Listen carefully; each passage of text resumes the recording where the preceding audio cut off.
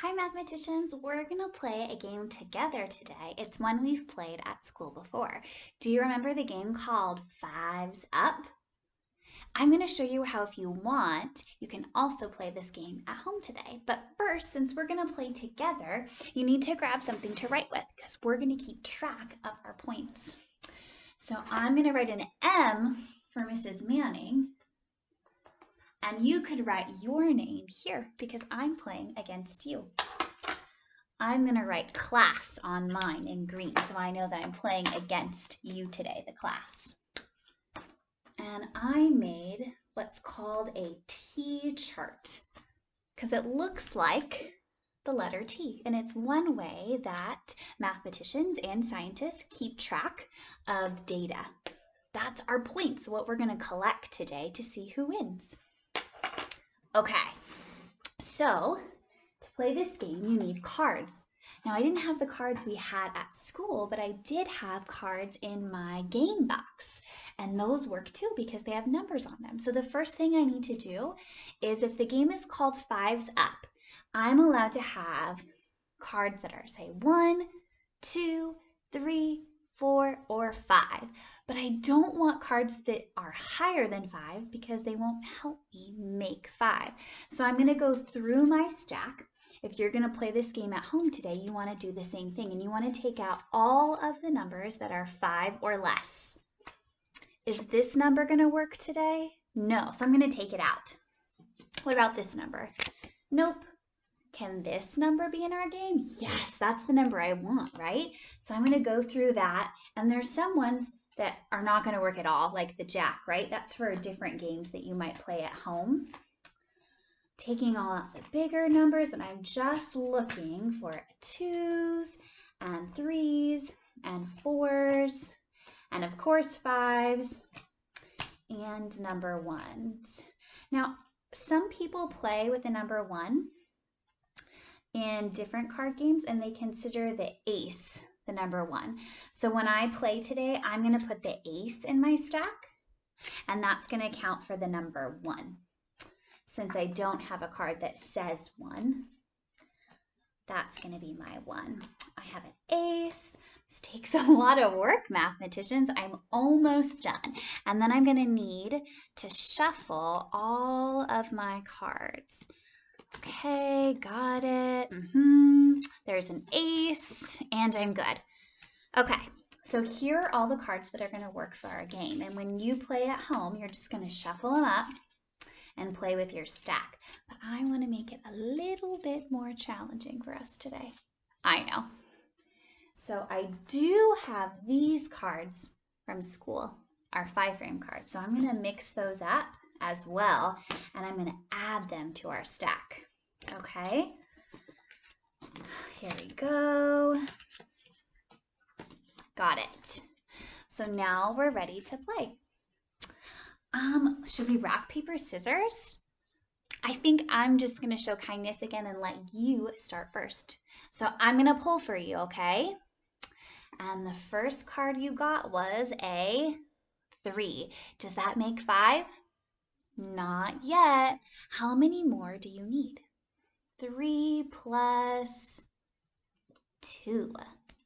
Okay, so you're hoping that you're going to get that 2 and that Mrs. Manning is not going to get a 2. My turn. What do you see, mathematicians? A 4. Does the 3 plus a 4 make 5? Let's see. 3, 4, 5, 6, 7. No, I can't go. I can't make 5. It's your turn. What did you get, mathematicians? A 2. So you just got your first point because you made a match. So go ahead and give yourself a point. You are in the lead. You made a match. It's my turn. So I have 4. I'm hoping that I get a 1, which will be an ace. I didn't get a 1, but look. 5 plus 0 equals 5. So I also made a match. So add a point for Mrs. Manning. We're tied. Okay, let's keep going. Your turn. You got a 2. 4 plus 2. Does that make 5? No. Sorry, mathematicians. My turn. Can I make 5? 4 plus 2. 4, 5, 6. No, I can't make 5 either. It's your turn. You got another 2. Let's see. 2 plus 2 is 4. But then if you add 4 more, that equals 8. You can't go either. My turn. Oh, goodness. I got a 3. I see a 2 up there, mathematicians. 3 plus 2 makes 5. I got another point. Add a point for Mrs. Manning. I am ahead of you by 1 point. It's your turn. Let's see. You got a 3. Can you make 5? You're probably saying the 2. 3 plus 2 makes 5. Give yourself a point. Now we're tied. We're equal. Whew, my turn.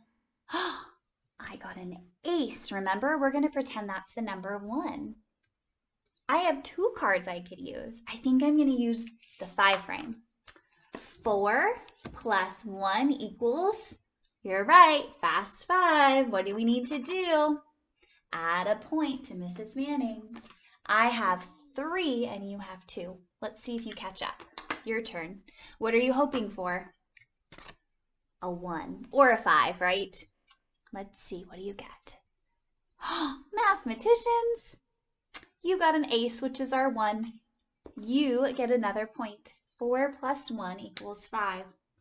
We're tied again, 3 and 3. Now, we would keep playing this game until all of the cards are gone.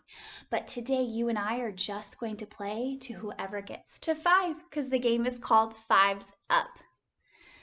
Okay, my turn. I got a 2, but there's no other cards, so I can't go. Your turn. Mathematicians, you got a 5. 5 plus 0 equals 5. Give yourself a point. Oh no, you only need 1 more point to beat Mrs. Manning. I'm a little nervous. I'm hoping that I get a 3 because I see a 2. Whew. 3 plus 2 makes 5. Oh, we're tied now. This is it. It's your turn. If you get a 5, you've won the game. Here we go. Oh my mathematicians. You got a 5! Okay, that means you beat Mrs. Manning today in 5's Up. Good game. Thanks for playing with me, and remember, you can play it at home too. Bye, everyone.